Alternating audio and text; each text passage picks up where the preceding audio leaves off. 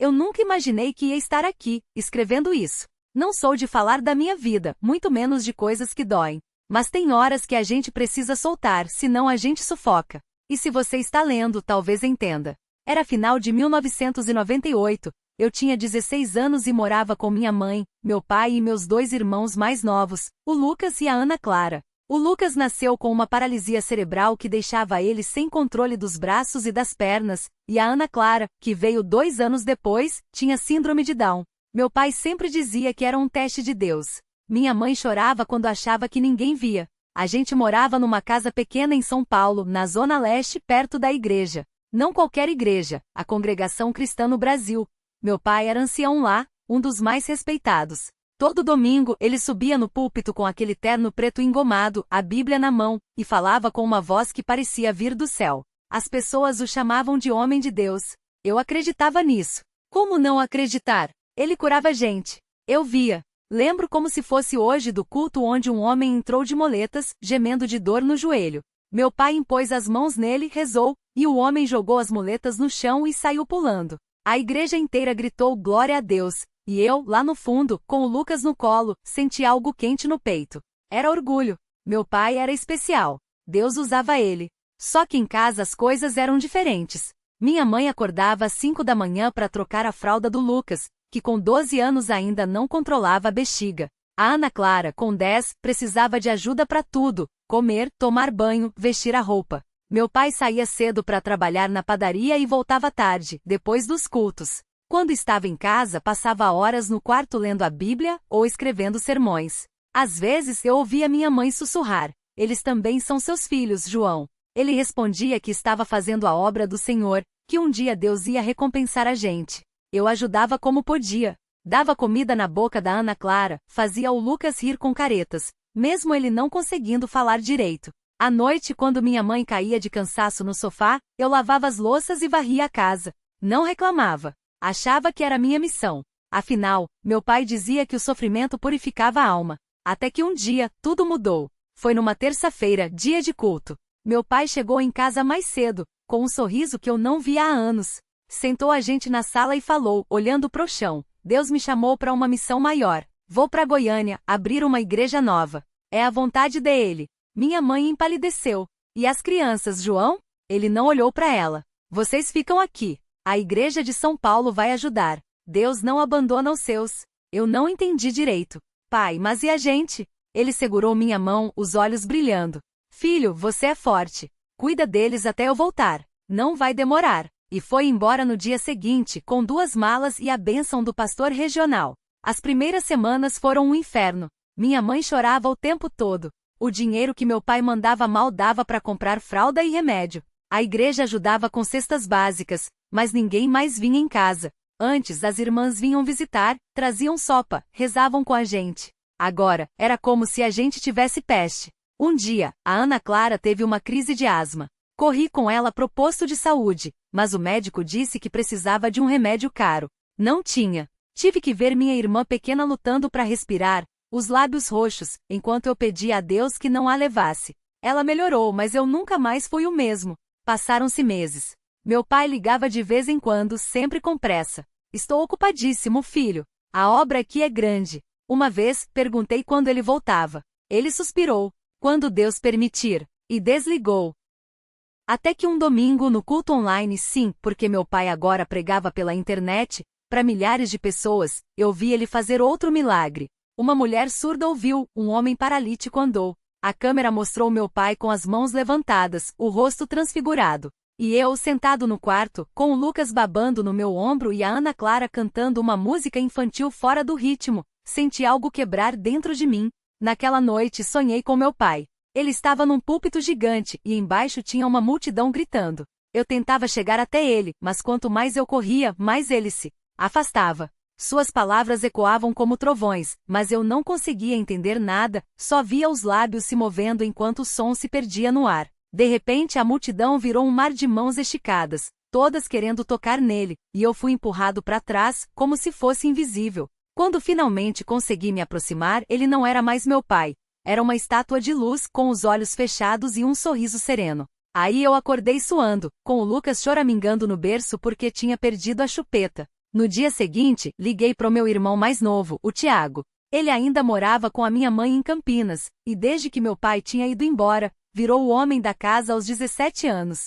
Atendeu no segundo toque, com aquele tom de quem já tá cansado antes da conversa começar. Asterisco fala mano. Asterisco. Asterisco cê tá vendo essas coisas que o pai tá fazendo? Asterisco. Silêncio. Depois, um suspiro fundo. Asterisco não assisto não. A mãe também não. Ela desligou a TV ontem quando passou um trecho dele na Globo. Asterisco. Asterisco, mas cê acha que é verdade? Esses milagres. Asterisco. Asterisco a cara, não sei. Asterisco a voz dele ficou mais baixa. Asterisco o que eu sei é que a gente tá aqui com as contas atrasadas, e ele tá lá, com carro importado e gente beijando a mão dele. Se Deus tá permitindo isso, então tá fudido. Asterisco. Desliguei sem me despedir direito. A Ana Clara me chamou da cozinha, onde estava tentando fazer macarrão com ketchup pro Lucas. O cheiro de queimado já tomava conta da casa. Asterisco papai, o fogão tá fazendo barulho esquisito. Asterisco. Olhei pro fogão velho, com a chama tremendo como se estivesse com medo de apagar. Desliguei o gás e respirei fundo. Asterisco, vamos comer pão com mortadela hoje, filhota. Asterisco. Ela fez beicinho, mas não reclamou. O Lucas no chão bateu as mãozinhas na cadeira como se estivesse aplaudindo a ideia. Naquela semana, resolvi procurar o endereço da igreja nova do meu pai. Não era difícil, bastava digitar o nome dele no Google que apareciam dezenas de resultados. Asterisco, Apóstolo Elias, o homem que faz Deus descer à terra. Asterisco. Asterisco, testemunhos de cura. Veja como o pastor Elias mudou vidas. Asterisco. Cliquei num link de um jornal local e descobri que a sede ficava num galpão reformado na zona leste de São Paulo, perto do Tietê. Anotei o endereço num papel de pão, dobrei e guardei na carteira. Não contei pra ninguém. Nem pra minha mulher, que já tinha ouvido demais sobre meu pai nos últimos anos. Ela só balançava a cabeça quando o assunto vinha à tona, como se estivesse cansada de tentar entender. Asterisco, você vai lá pra que Paulo? Asterisco. Ela tinha perguntado uma vez, quando ainda falávamos sobre isso. Asterisco, pra provar o quê? Que ele é um charlatão? Ou que ele te abandonou de verdade? Asterisco. Não respondi, porque não sabia. No sábado seguinte, peguei o ônibus às 5 da manhã. Levei 2 horas para chegar, trocando de condução 3 vezes, até descer numa rua esburacada onde o cheiro de esgoto misturava com o de churrasco de algum boteco aberto cedo. O galpão ficava no fim de um beco com uma placa improvisada. Asterisco, ministério chama Viva Cultos, terças, sextas e domingos, 19h. Asterisco. Não tinha ninguém na porta, só um cara magro fumando um cigarro encostado no muro. Asterisco, o culto hoje é à noite, irmão. Asterisco. Ele disse, soprando a fumaça pra cima. Asterisco, não vim pro culto. Vim ver o pastor Elias. Asterisco. O homem me olhou de cima a baixo, como se estivesse calculando se eu era perigoso ou só mais um louco. Asterisco, ele não atende sem agendamento. Tem que marcar pela secretaria. Asterisco. Asterisco, sou filho dele. Asterisco. O cigarro caiu da boca do cara. Ele pisou sem querer, amassou a ponta com o pé. Asterisco, filho. Asterisco. A voz saiu fininha, como se ele tivesse engolido errado. Asterisco, caralho.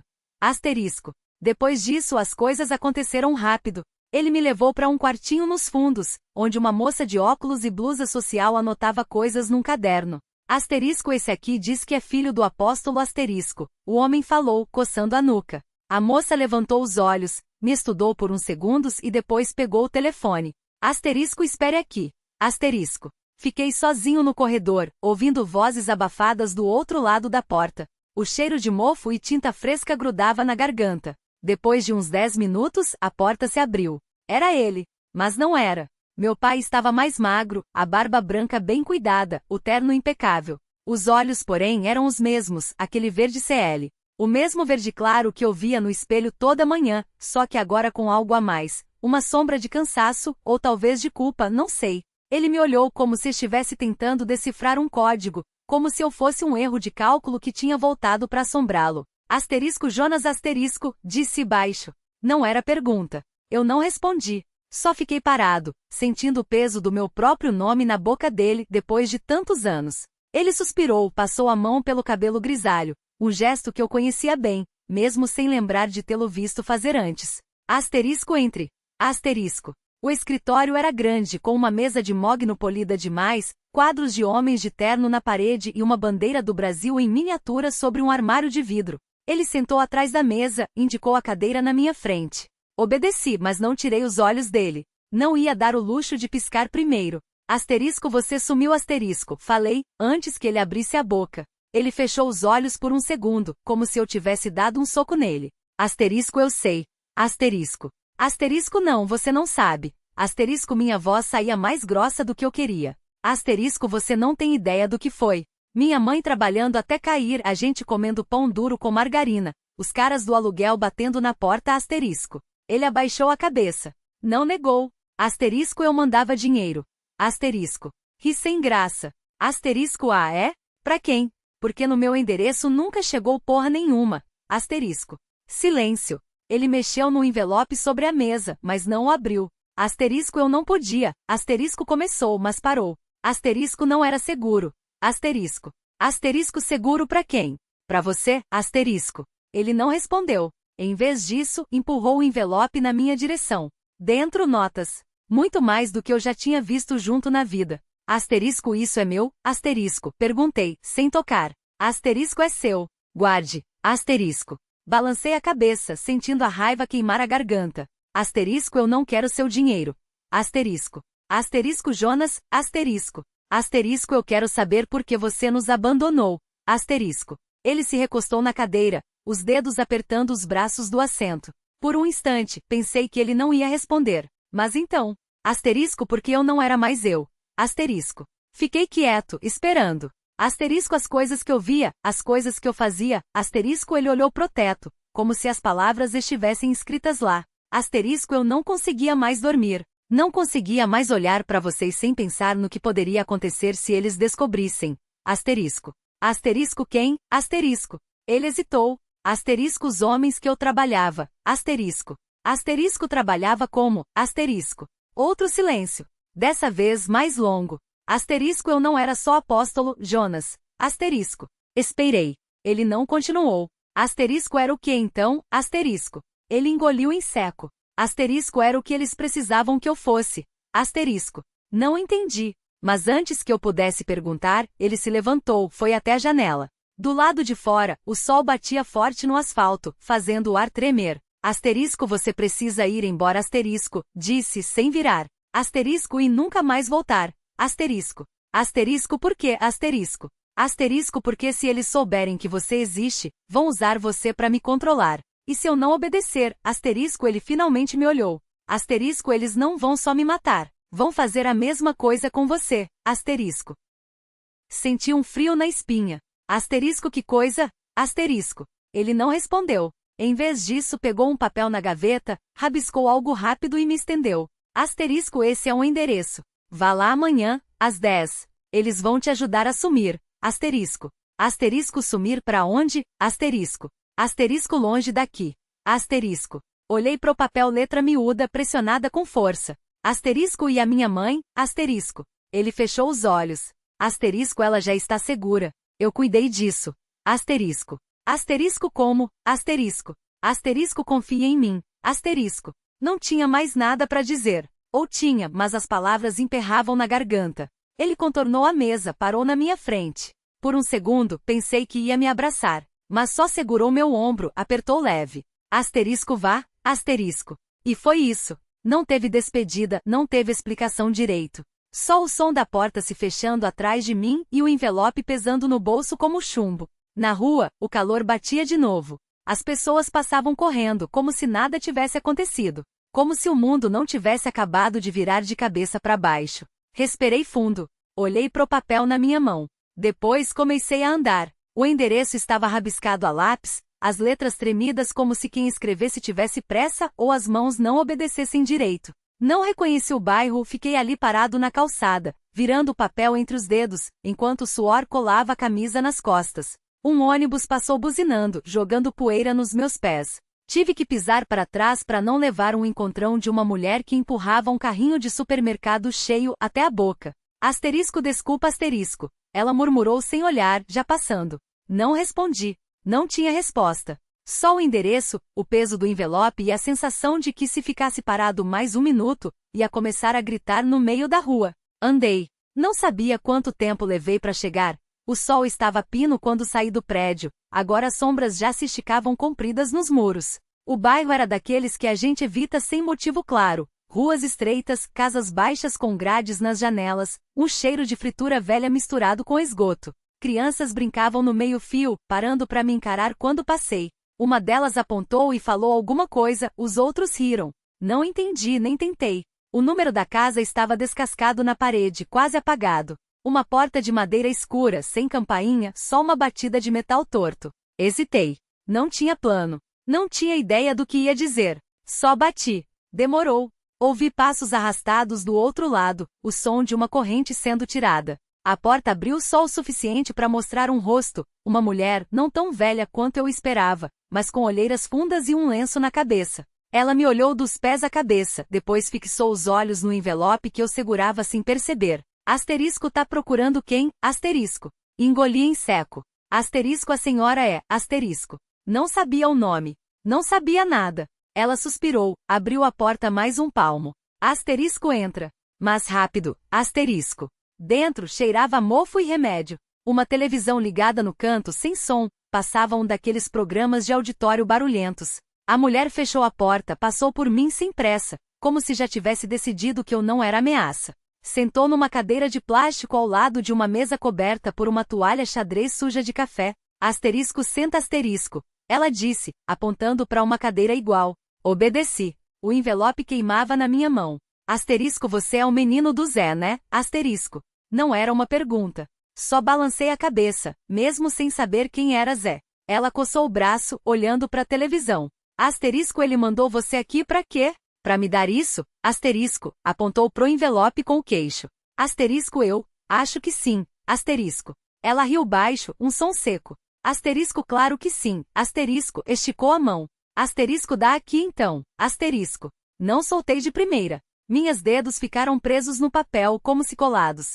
Asterisco o que tem aí? Asterisco. A mulher suspirou, recostou na cadeira. Asterisco dinheiro. Sempre é.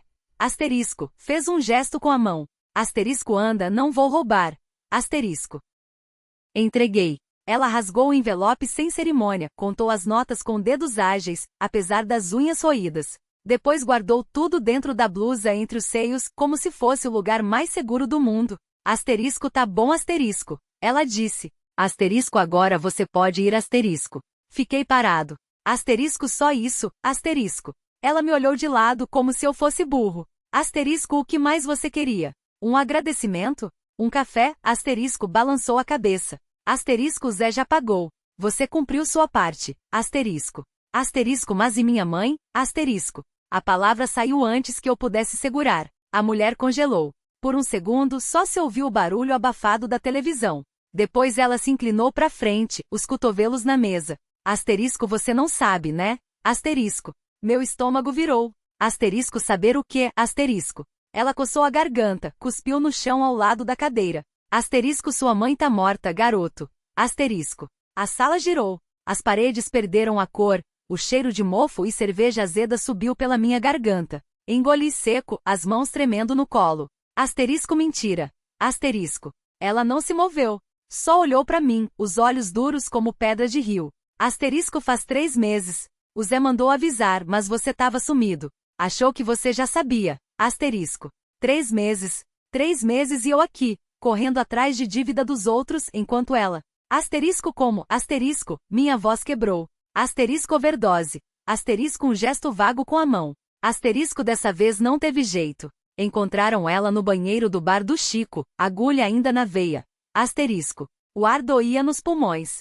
Lembrei do último telefonema, a voz dela arrastada, pedindo dinheiro. Asterisco só mais uma vez, filho. Juro que é a última. Asterisco eu desliguei. Sempre desligava. Asterisco e o enterro, asterisco. Asterisco cemitério público. Lá pra trás, perto do muro. Sem placa, sem nada. Asterisco ela se levantou, arrumou a blusa. Asterisco se quiser chorar, chora sozinho. Eu tenho serviço.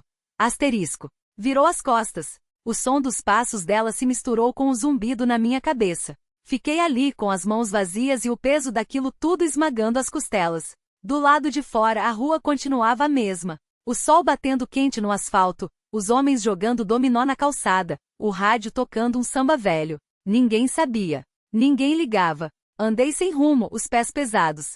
Quando passei pela boca de fumo, o Zé me chamou do portão, sorrindo com aqueles dentes de ouro. Asterisco, e aí, campeão? Tudo certo? Asterisco. Olhei para ele. Não respondi. Segui em frente com a certeza de que nada nunca mais estaria certo.